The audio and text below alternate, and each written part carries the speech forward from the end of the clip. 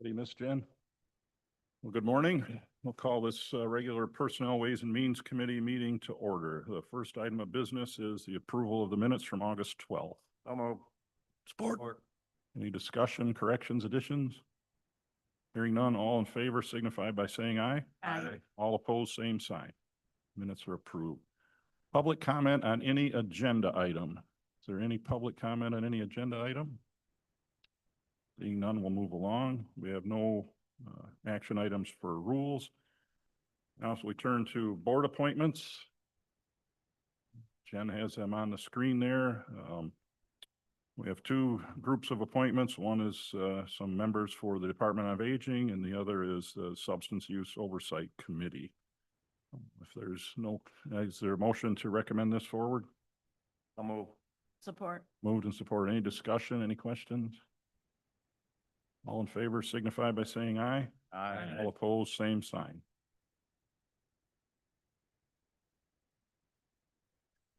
Next, we note the various employment changes. Is there any questions, anything of note that we should discuss?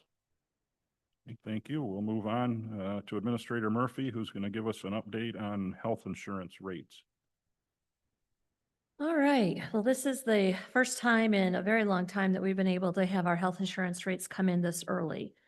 We met with our representative about a week and a half ago and found that overall we have 5 different plans. We have an overall increase this year of 16.14% on our health insurance. So I want to take an opportunity to kind of go through that a little bit so you understand what that impact looks like. As I said, the county has 5 different plans. And they have all experienced a different increase, anything from 13.55% to 16.89%. And that's where we get the average of 16.14.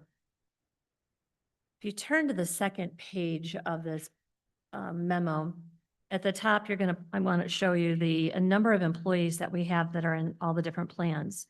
So out of the 373 employees that are participating in their health insurance plans, we have about 289 that are participating in the high deductible HSA plans.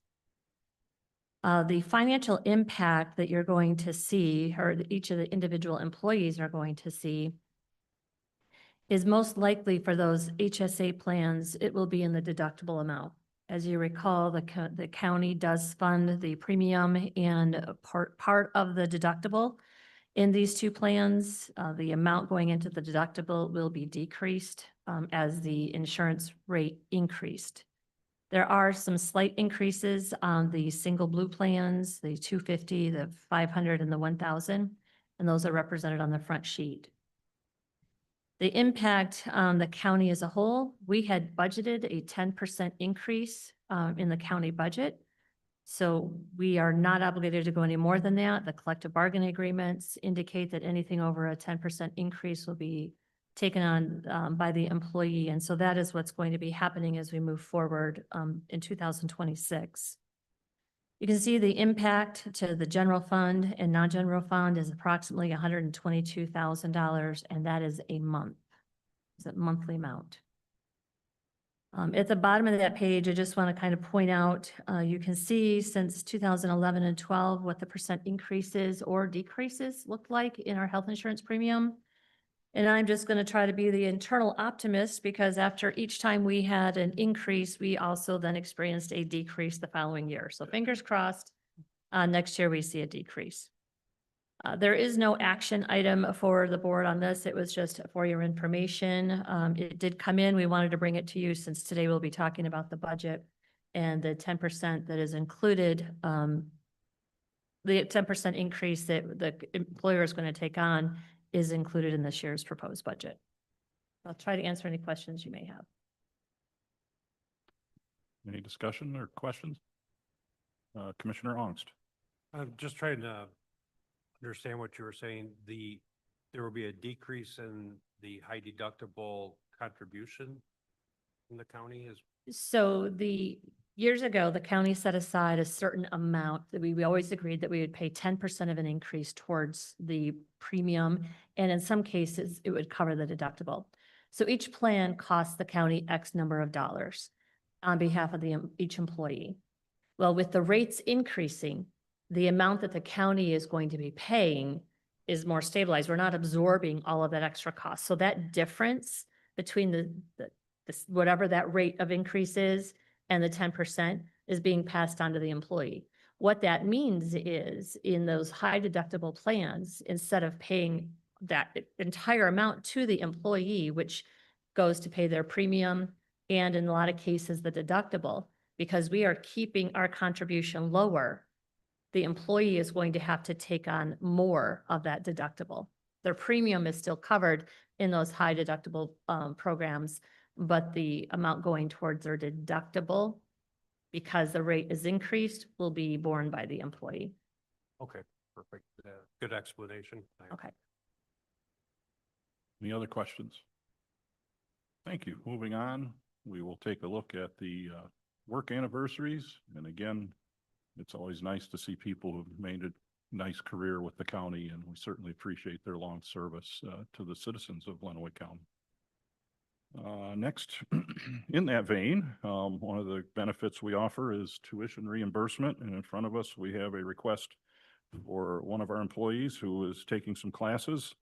The request is for $834.20 per class for a total of $2,502.60 for this particular class. Do I have a motion to advance this forward? Support. Been moved and seconded. Any discussion? All in favor signify by saying aye. Aye. All opposed, same sign. Matter moves forward. Next, Administrator Murphy is going to review the finance reports.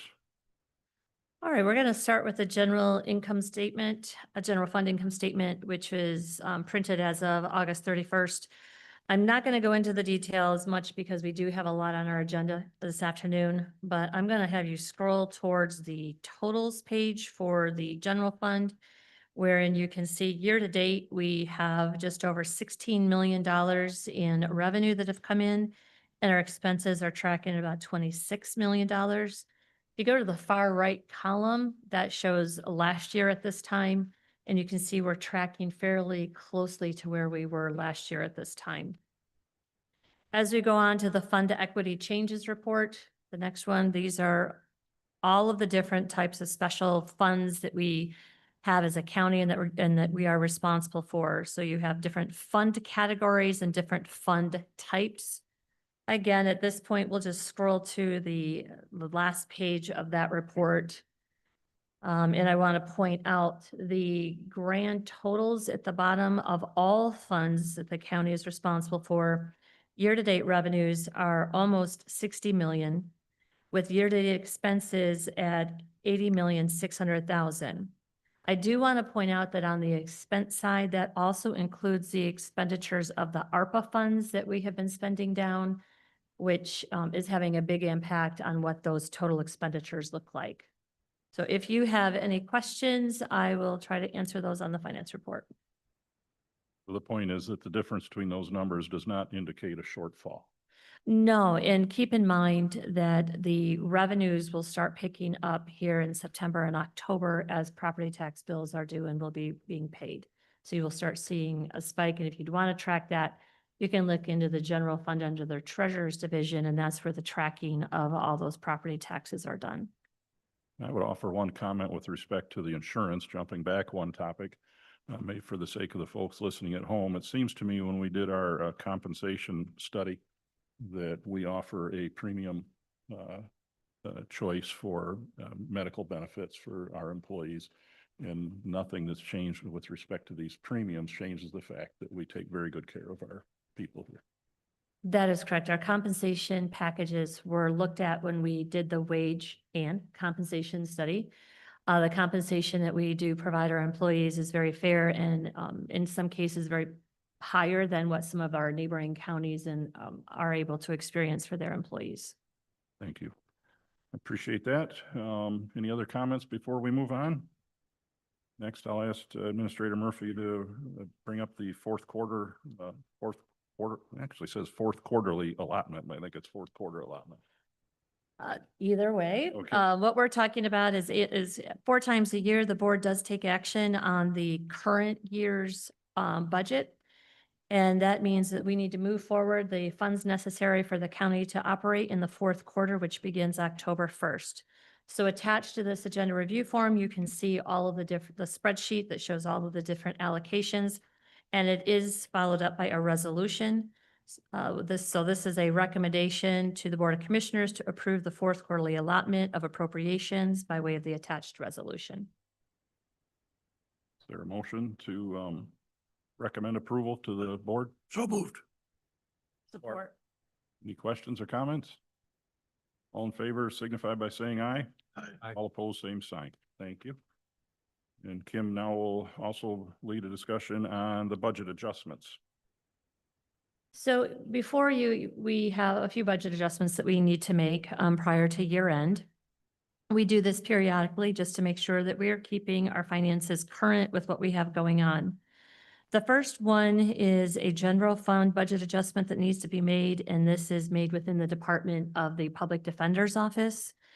It's just an adjustment that reclassifies the cost from the Public Defender's operating budget to the Child Advocate Grant, which is also 25% reimbursed. And you can see this was prepared by our finance director, and he's got his cheat sheet notes in there for you to take a look at if you'd like. But the overall adjustment here, if you look at the revenue, total revenue and the total expense, that middle column, the amount we're talking about here is $160,594. The second portion of the budget adjustments that are coming before you are a little more lengthy, and these are with the Health Department. You may recall that the Health Department is doing some office improvements, which the health officer was able to go out and get a grant for those improvements. So what we were able to do is that grant amount has come in the amount of $444,000. It does represent 89% of the total adjustment that is being requested here. Total adjustments are $497,161. So what we are doing is receiving in that revenue, experiencing the expenditures related, and bringing all of the costs that we have right now to actuals. So the request before you today is to recommend approval of the budget adjustments as presented. Do I have a motion to that effect? So move. Support. Been moved and seconded. Any discussion or questions on this adjustment? Seeing none, all in favor signify by saying aye. Aye. All opposed, same sign. Motion, issue passes. Next, we're going to ask Administrator Murphy to go to the podium and give us an update on the 2026 budget.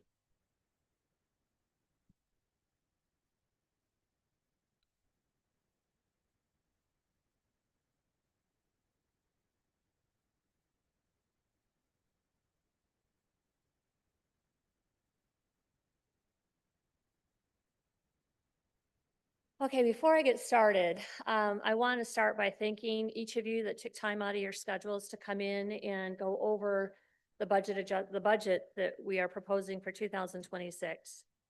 What you went through were a number of Excel spreadsheets with a lot of numbers, with the departments, a lot of detail in our revenue, in our expenditures, and what we're looking at moving the county forward. So I just wanted to say thank you for your interest and your input. It's truly appreciated because there's a lot of work that goes on behind the scenes in putting a budget together. So as we move into the actual presentation, you're going to be seeing, we can go ahead and flip the screen. Thank you. We're going to start by going over, we've got some introductions that I want to make, a little bit of an overview of what our budget is all about. We're going to go into some more detailed discussion about our revenues and expenses. I think it's important for the public to understand where we're at in our debt service. We'll kind of summarize everything, talk about some of our future concerns that we have and what the next steps are. And then if you have any questions, I'll try to answer those.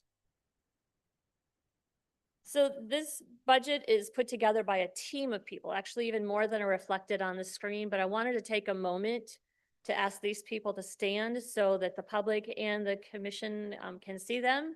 So if I could have Shannon Elliott stand, she's the Deputy County Administrator.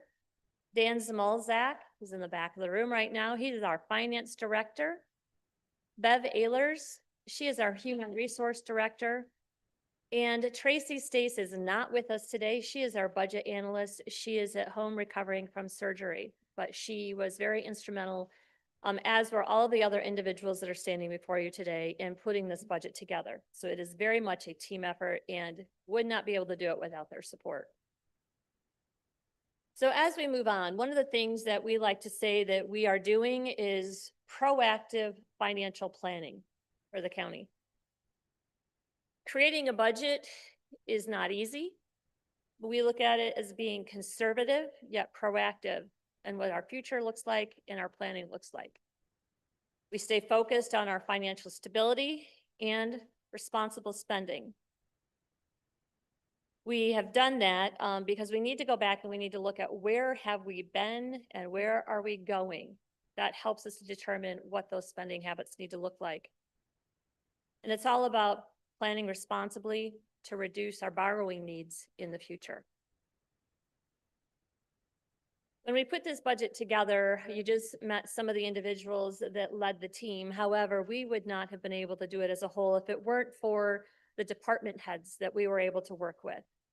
Without them and their areas of expertise in the different areas that we have in the county, the special services that we offer, we would not be able to put a budget together without their input. So we have worked collaboratively with each and every one of the department heads in the county to understand what their needs are going forward, and where we have been able to, we have included them in the budget. For those of you that aren't familiar with what this thing looks like, this starts way back in April, and it is worked on every month as we move forward. So in April, our budget team gets together and we start talking about the direction that we want to go. And from there, HR, finance, administrative department heads, there is a lot of communication that happens between them and the counties. What are things looking like as far as personnel? What kind of non-personnel items do you need? Those come back in. They are vetted through the either HR or through finance, ultimately landing in the lap of the deputy administrator and myself to review and to call people in, to have conversations until we're finally able to move a draft budget forward, which is what we do in August. From there, we offer an opportunity for the commissioners to come in on a one-on-one basis to meet and go over, as I indicated earlier, the very detailed work that has gone on to prepare the budget that is being presented today. Hopefully, from there, Personnel Ways and Means will make a recommendation to the Board of Commissioners to adopt the budget and move on to a public hearing. Right now, we currently have an evening meeting scheduled later this month, and we are hoping that we would be able to move this proposal, this budget, to the evening meeting where we will have a public hearing and I will again present the budget for the public that is in attendance at that meeting. I do want to point out, unlike our federal and state counterparts, this is the earliest that Lenawee County has ever put a budget together, and it is balanced, and we are actively moving the county forward. As I said, sometimes we need to look behind us to see what were we doing good, what do we need to improve upon.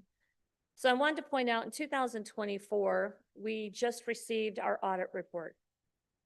We had a budget of $39.2 million. At the end of the year, we were able to put $3.1 million back into our fund balance. And that is due to the efforts of all of the individuals that I've just spoke about. This year's budget, 2025, is a $41.7 million budget. And for the first time ever, we were able to increase the funding that we put into our capital fund. We increased that to $3.5 million, with specifically putting $2 million into contingency, understanding that we have some future building needs that are going to be quite costly. So we wanted to make sure that we were putting money aside into our contingency division. In 2026, we continue with that vision. Your 2026 budget is $43.1 million. We are putting $3.3 million into the capital fund and have created a new division called the Judicial Building Division. It's no secret, we've been talking about this for a couple of years now, that we do need to have some sort of improvements made to the Rex B. Martin Judicial Building. This is the building that houses all of the courts. Being able to dedicate funding into that division of the capital fund allows us to set funding aside which when the time comes, will reduce the amount of bonding obligation that we do pass on to our residents. This is an example of our proactive financial planning. We are also looking into, and you're going to hear in a little bit from Deputy Administrator Elliott, we are also focusing on our technology needs as we go forward. Technology is continually changing, and so we are investing in that also. Moving forward. This is just a snapshot that shows you what the budget in our actuals have looked like over the past few years. And you can see this is the example in 2024. It's the latest one that we had our budget and our actual audit. In 2025, again, a $41.7 million budget, and in 2026, a $43.1 million budget. When we are estimating our budgets moving forward, we estimate our revenues very conservatively. In fact, sometimes I would say we may indicate they're a little too conservative, but we want to make sure that we are not overestimating our revenues, because if you do that, it's going to get us into trouble. We also are very cautious with our expenditures. Sometimes we often will budget our expenditures a little bit higher than what they're expected because we don't know for sure what's going to happen. So by underestimating revenues, overestimating expenditures, that has been a reason that we have been able to keep the county in sound financial condition as we've moved forward, and is allowing us to be proactive in saving funds towards our building and technology infrastructure moving forward. So now we want to focus a little bit on our actual revenues going forward into 2026. Overall, we're looking at about a 4% increase in county revenue. Our largest source of revenue is our property taxes. And that is we are estimating about a 2.5% increase in property taxes. This is largely pushed by the Consumer Price Index. And when we set our budget for a year, we need to track what's the Consumer Price Index doing and what do we think it's going to do as we move forward. And we set that back in May. I will tell you, based on that and projections, we indicated a 2.5% increase. However, when we look back at the CPI for June and July, the CPI is actually more than what we anticipated. So I expect that the property tax values will probably have a higher increase than this, possibly 2.75 to 3%. However, we are keeping our projections at the 2.5% increase right now. We do receive state revenue sharing. And the state has indicated, despite all the confusion right now with what's going on with their budget, they had published that we will be getting about $2.8 million in revenue sharing. When we're going through the budget, we can only budget based on what we know at this date and time. And so that is what our budget is based on, what we know from state and federal funding sources at this time. The Local Community Stabilization Fund, this is basically the replacement revenue that we received when the state decided to allow exemptions on businesses for personal property. We have looked at this as probably about a $200,000 reduction that we're going to be experiencing in 2026. We're bringing forward and pointing out the marijuana tax revenue. This is always a common conversation. How much do you get in tax revenue and what do you use it for? So there's $801,000 that we are estimated to receive. I will indicate that this is based on a state formula for storefronts, sales, etc., and that we get that revenue. So we'll get 2025's revenue in early 2026, and then we'll have to book it back. So what we're seeing here is we have actually decreased the anticipated revenue that's coming from marijuana, because we know that there are some storefronts that are probably going to be closing, and and the fact that Ohio is opening stores, it's going to impact our revenue. The odd amount, $801,000, that's because $1,000 of that is medical marijuana and is dedicated to the sheriff's budget by law. The other $800,000 will come in and is used in our general operations. It is not dedicated funding. It is not required to be dedicated funding. And so it comes in as general revenue to the county. State and federal grants, they also play a huge part in our revenue. Unfortunately, right now, with the uncertainty of what's going on at the state and federal level with the budgeting, as we are all watching the state budget very closely, we have 3 different budgets going on at the state level. The governor's put one forward, Senate has put one forward, and the House has recently put one forward. We're not exactly sure what that's going to look like for us, so we're going with what we know right now.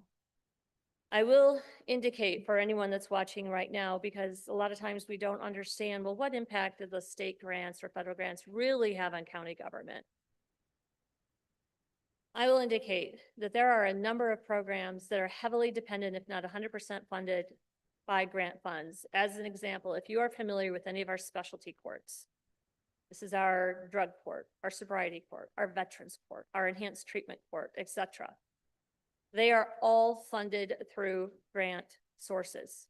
If those grant sources go away, and based on one of the budgets that I just mentioned, it does axe those funds 100%. We have to then determine what happens with those programs and the personnel that run them. We also have mandates that have come down, materials management program. We used to have a solid waste program, and now we're mandated to have a materials management program. Now they're looking at one of those budgets axes all the funds that are supposed to come to the counties to perform that mandated function. We're gonna have to pay for that for general fund somehow. Don't know what that looks like. And of course, our health department, they're very involved in our schools and in county health. They are run by the Public Health Code, which is a requirement that they follow. They receive a number of state and federal grants to perform those services. If those grants go away, we are still obligated by the Public Health Code to perform certain services.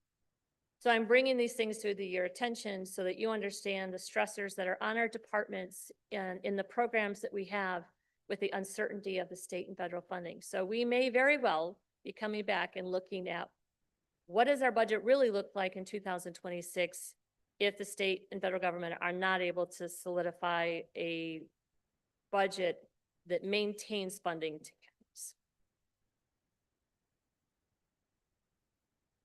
I want to dive in a little bit deeper into general fund revenue and kind of explain the categories and classifications in which our funding sources come from. The first one, taxes. It's pretty self-explanatory. The majority of that is our property taxes. Licenses and permits are self-explanatory. Again, federal and state grants. What you're seeing here is what we have already been advised that we will get, because the state year begins October 1, so we have already received notifications of some grants and program funding that are supposed to be effective October 1. So we are budgeting what we know there. Charges for services. I just want to point out, you can see in the middle column and then compared to the column on my left, that has gone down a little bit. And the reason for that is now that we are receiving funding from the Michigan Indigent Defense Council for the salaries of our public defenders, we no longer budget for revenue for indigent individuals that require representation. Fines and forfeitures. These are bond forfeitures, mostly through the district court. Interest and rentals. This is mostly interest. And I want to point, if you go to the far right column, in 2024, we had a final year amount of interest of just over $1.8 million. And you can see that in 2026, we are only budgeting almost 578,000 in interest. That is largely due to the fact that we had all of those ARPA funds, over $19 million of ARPA funds sitting in investing and getting interest on those funds.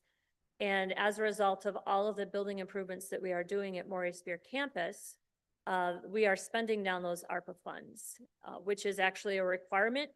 All ARPA funds had to be obligated at the end of last year and are due to be spent down in their entirety by December 31st of 2026. If we don't have them all spent down by then, we have to return them. And it is not our intention to return any of that funding.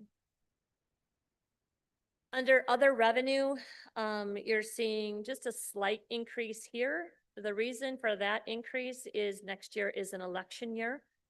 And I know our clerk's office is very much looking forward to all the work that is ahead of them for that. They do conduct an early voting polling place on behalf of a number of our municipalities. And as a result of those services, they are reimbursed approximately $170,000. So that's what you're seeing there as far as an increase. The last item, other financing sources. This is where we pull funding from our fund balance and from what is called indirect cost. And I'm going to hit indirect cost first. There is a report that is done on an annual basis through a company called Maximus. And they basically allocate the cost of the core service departments in general fund and what they do, and we bill it back out to the non-general funds. So it creates kind of a business entity, if you will, in that, let me give an example. All employees in the county are paid through payroll. That is a core central service office in the administrator's office. And so costs for that are billed back to non-general fund. Printing and purchasing, they purchase supplies for all county departments. There's a number of sources like this, finance, there's a whole lot of them. And so these are billed back out and come back in. The tune of that is about $1.1 million that comes back to general fund from the non-general fund departments. The remaining amount, which is about 4.9 million, is what we are pulling from fund balance. As you've seen, we are putting money back every year into our fund balance. And rather than have it sit there, we are wanting to pull it and utilize it for future building and infrastructure improvements. Because our ability to do that will, again, as I indicated earlier, reduce bonding obligations that we may have in the future that would be on the backs of our residents. So we are trying to prevent that from happening. I'm going to go on now and talk a little bit more about our 2026 expenses. Overall, you're seeing about a 3.5% increase in expenses. The majority of that is our biggest asset, which is our personnel. About 83% increase in personnel. And then all of our other operating costs total about 17%. I want to point out here that the reason for this is that 83% actually totals about $1.2 million.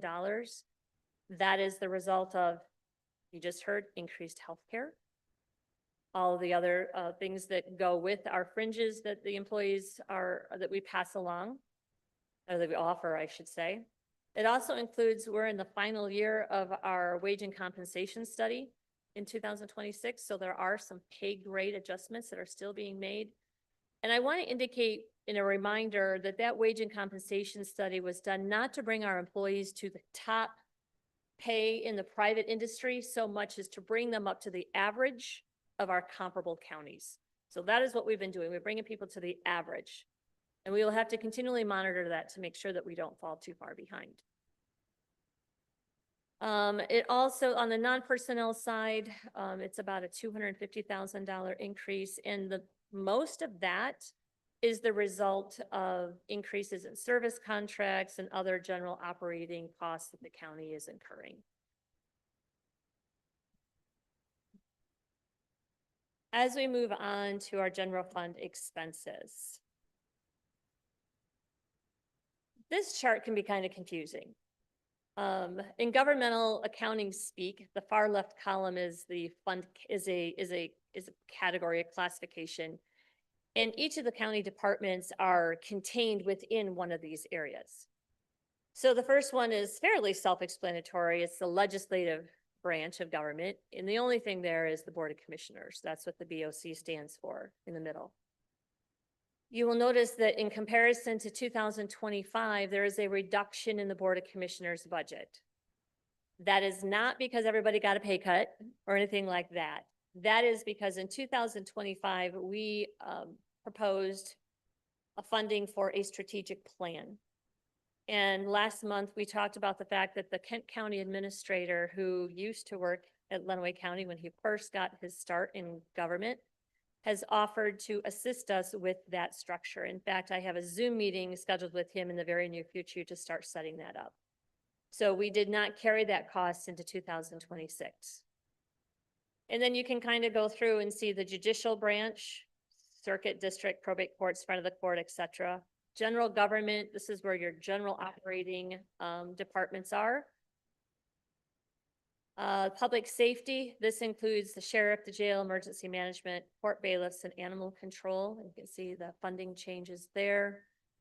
Public works, it's not maintenance, it's not building and grounds, that is our drains, and that is the allocation that we provide to the drains on an annual basis. Health and welfare, we have this here to make sure you understand, this is actually the medical examiner. The appropriation that goes to Lenawee Transportation, DHHS, Veterans Affairs, and Community Mental Health. Now, community and economic development, this one always gets everybody, because it's like, what, we've got 28,000 going to economic development? No, that goes to Region 2 planning work that they do on behalf of the County Planning Commission. Other expenses, this is the contingency amount. In your general fund budget, we have a $1 million contingency built in, and that is there in the event we have something come up during the year that is not budgeted that we can pull from the contingency fund. And the rest of that is funding that goes towards the tax tribunal for settling those types of issues. The last amount there, these are all of our appropriations, whether these are out to non-general funds, non-county agencies, etc. I will point out that there is a reduction in the transfers out to non-county agencies and general funds. And that's, if you could flip back to that prior screen. Sorry about that, guys. You can see we went from 7.3 million to 6.8 million. The reason for that reduction is because there's a number of non-general funds that have accumulated a fund balance. And so we are having them spend down that fund balance. And then we will look next year to see if we need to do another appropriation out of general fund. All right, if we can now go on to debt service. These are the only two bond obligations that we have through general fund. And you can see these are directly related to our building infrastructure. We have a beautiful sheriff's office kitty corner from us right now. The cost of that was $8.8 million, and it was a 20-year bond. We currently have interest in principal payments of almost $650,000 due in 2026, which will give us about a $6.77 million remaining balance, with the final payment being due in 2038. You're also now seated in the bond obligated renovations to the old courthouse. With this building was about $9 million in bonding cost, again, over 20 years. We have annual principal and interest payments of almost $566,000. That amount has been included in the 2026 budget, and we have about $7.47 million remaining on that bond obligation, with the final payment due in 2040. I will indicate to you, much like if you were to go apply for a mortgage and the bank tells you, here's how much mortgage you can afford to buy your house, you can do that. It's a similar analogy to what a government can do in bonding. I would never encourage you to apply for a mortgage that is your max amount that the bank tells you that you can mortgage. Just like I would never encourage Lenawee County to bond for the maximum amount of bonding obligation that we are told that we can bond up to. That amount is $650 million. We are at 14.5. We will never go to the 650 million that I can imagine, but just gives you some perspective as to where we are at in our obligations. All right, if we can move on, this kind of summarizes everything that I've just been talking about. The proposed 2026 general fund budget is just over 43 million. We have met with each of the departments. We have talked about their programming, their services, their upcoming expenditures, their personnel. We have analyzed everything and brought forward all of the things that we felt are necessary for 2026. We have looked and reviewed at all of the non-general fund appropriations. In some cases, as I indicated, they have been reduced, eliminated, or continued depending on what was going on within that particular fund. And again, we are budgeting strategically for Lenawee County's future. Continue to put money into our fund balance, which we are then utilizing for our building improvements going forward, thereby reducing any obligations that we have in bonding on behalf of our residents. Go to the next one. Some future concerns. I've already hit on this one a little bit. The state and federal funding is uncertain. We are pretty sure that the state legislators are probably not going to be able to come to a compromised budget by September 30th, which means October 1, they will go into a state shutdown. So we have been working with them to let them know what the impact on Lenawee County will be, and I kind of explained what some of that could look like.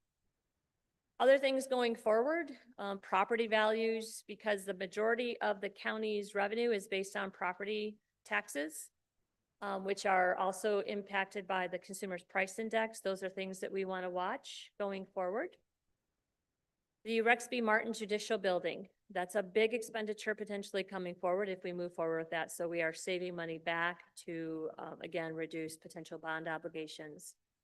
Technology, you're going to hear a little bit about that in a minute when the deputy comes up here and talks about your capital improvement plan and some of the things that we are looking at saving money for going forward. Other future concerns just include general county operations. What does that look like with personnel, wages, benefits? What kind of programs are we going to be able to continue to offer, as well as any other goods and services? So what we're looking at right now would be to answer any questions you may have, and ultimately hoping that the next step that you would make a motion to recommend the 2026 draft budget to the Board of Commissioners for publication and hold a public hearing on Thursday, September 25th, 2025. So moved. Have a motion. Is there a second? Or Been moved and seconded. Any comments, discussion, questions? Commissioner Van Doren. I just am very appreciative of all the work and for the public's notification here that we did sit down with you, each one of the commissioners. And so, you know, if there aren't a lot of questions here, it's because a lot of those questions were fielded in your office. I don't want people to think that we're not doing our fair share in the budget, but I want to thank you and the whole staff for the work that's been done here. Just it's a great budget as we reviewed it with you and went over some of the questions. And I think there's a lot of thought and process that's put into this that, as you say, will make Lenawee County continue to be very progressive to the future. Thank you very much. Thank you. Other comments, other thoughts? Commissioner Collins. I want to compliment you and the staff for what you've done. Having done budgets in the past on a much, much smaller scale. People don't realize the massive amount of work that goes into the preparation of a budget this size.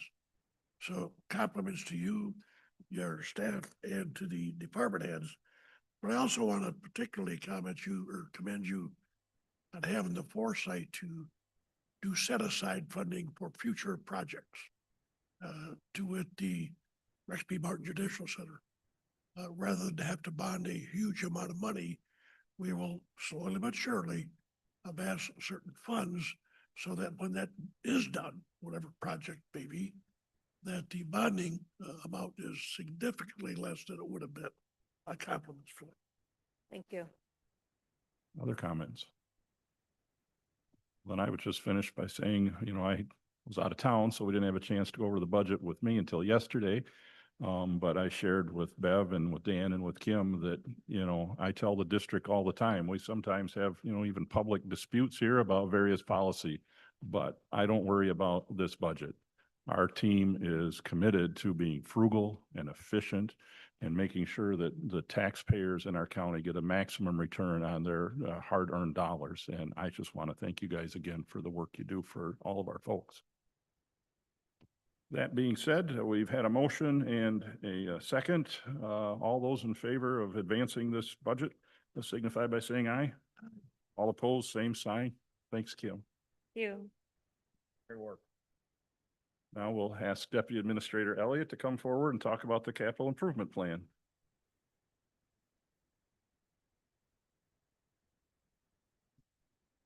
Good morning.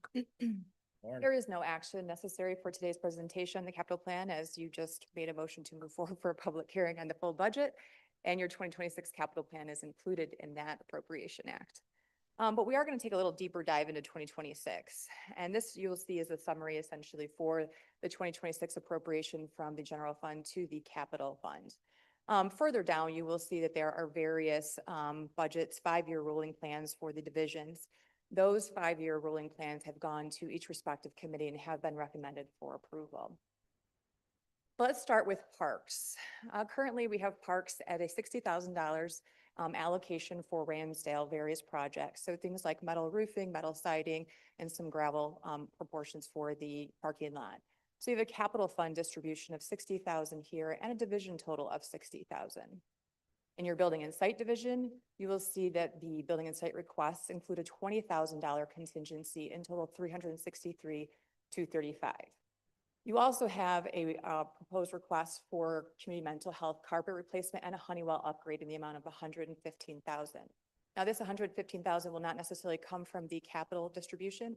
It will actually come from the Human Services Building Fund.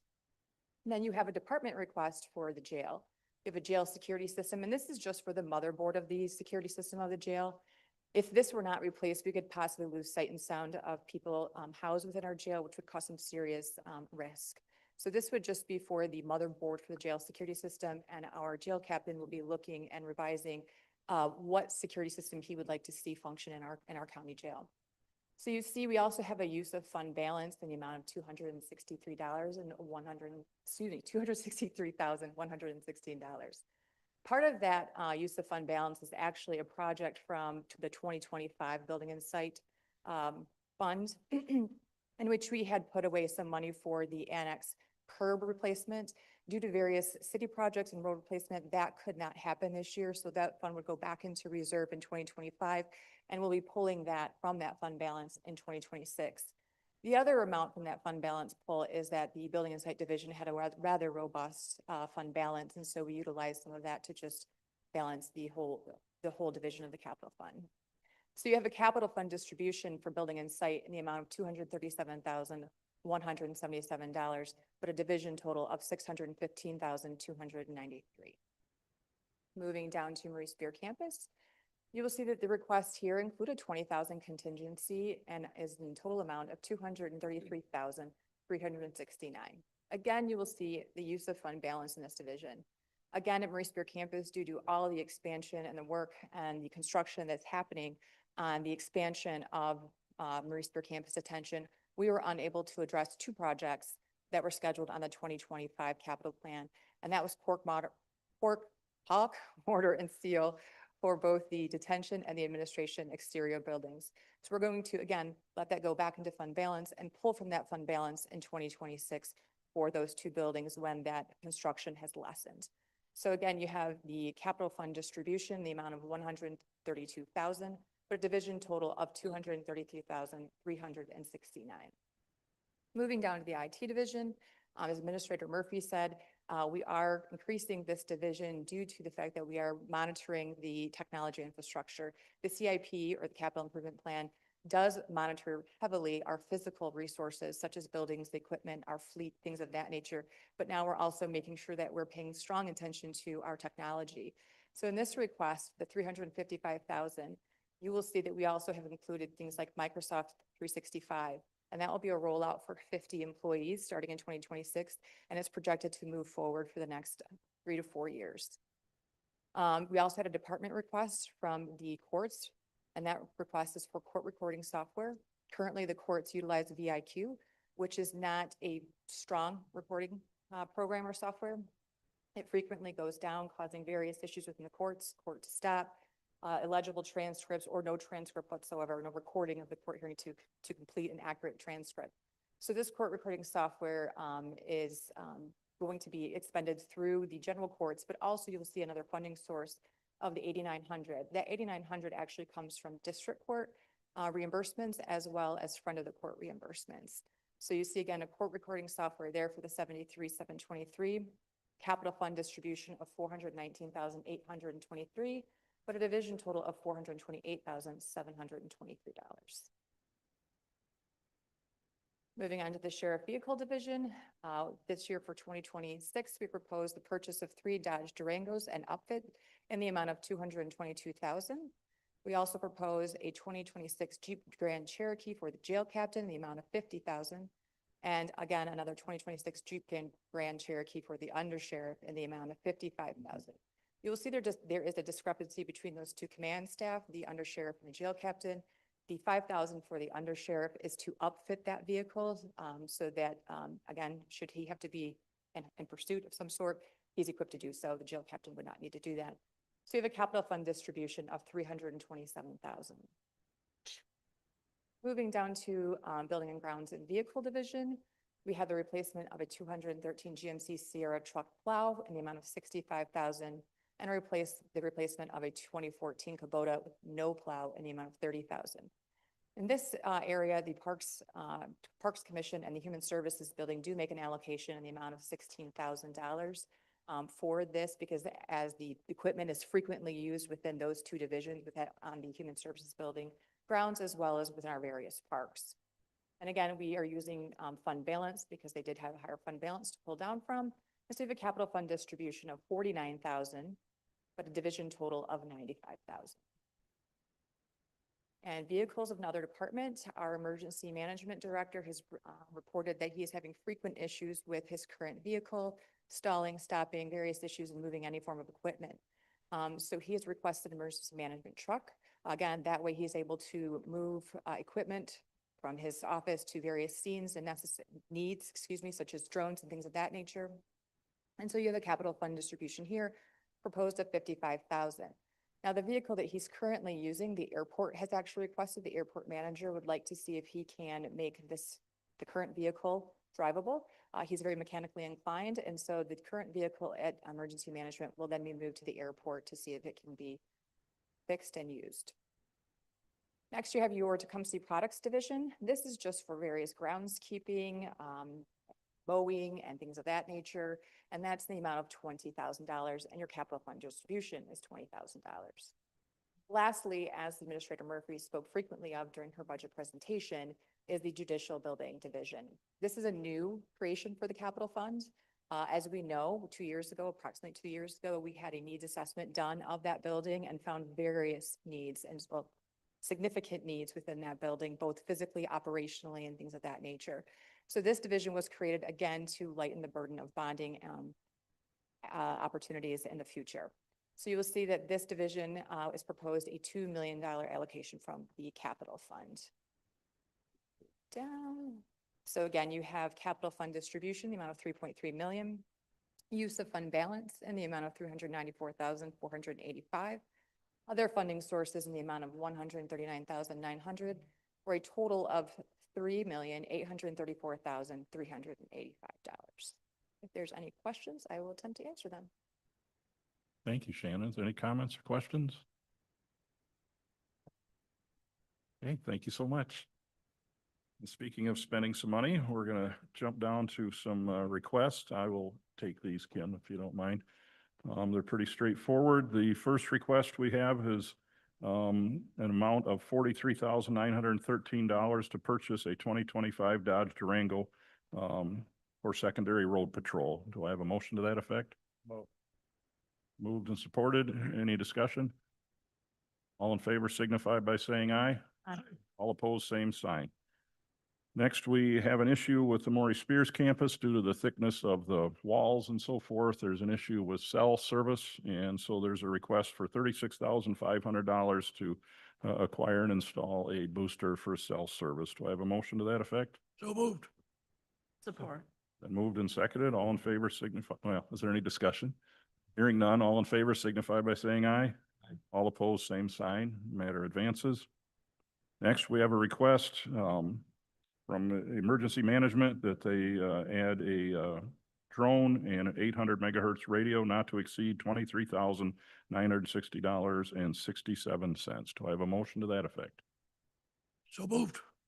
Or Been moved and seconded. Any discussion or questions? All in favor signify by saying aye. Aye. All opposed, same sign. Matter advances. And our last one is, well, there's an issue with these taking credit card payments and the obsolescence of the card readers. So now, like anybody committed to technology, we have to advance our equipment. So there's a motion to, or a request for 22 wired credit card readers for a total amount of $11,550. Do I have a motion to that effect? Support. Moved and seconded. Any discussion? All in favor signify by saying aye. Aye. Is there any other ways and means business? Seeing none, we have the last issue in front of us, which is a resolution. We heard Catherine Suchuk come and talk to us, was it last month? About some proposed changes in state policy. So we've had drafted a resolution opposing the new procurement proposal from the Department of Health and Human Services. My question is, would you guys like me to read this entire thing out loud, or can we simply entertain a motion to recommend this resolution to move forward? I would move the resolution forward. It's been moved and seconded. Any discussion? Commissioner Van Doren. Just a quick comment. As everyone knows, I've been a real critic of these, moving forward, because all of a sudden, the state's got all kinds of problems with their budget up there, and the federal government, we don't know where they're coming from. And all of a sudden, everyone wants us to send a resolution to Lansing. And actually, we've talked to our representative in Lansing, and they said sometimes these don't mean a lot because they get so many of them. However, in our discussions with Catherine and the administrator, myself have been involved in those in between when she was here and talking with her. This is a real issue. They want to take all the PPIs from just north of Lansing south and put them all under one group, which means we'll have people contracting for services here in Lenawee County that we have no idea who they are, where the company is. Right now, that work is all done here locally. And so we are really advocates of making sure that, try to make sure that this does not happen, and that we keep our local unit in service. So just wanted to bring that to everyone's attention. Agreed. Any other comments? We have a motion. We haven't voted yet, right? All in favor signify by saying aye. Aye. All opposed, same sign. Thank you, and thanks for that clarification, Jim. Now we move to public comment on any non-agenda item. Is there any public comment? Seeing none, is there any commissioner comment? Thanks again, folks. I'd entertain a motion to adjourn. So moved. Support. All in favor signify by saying aye. Aye. Aye. All opposed, same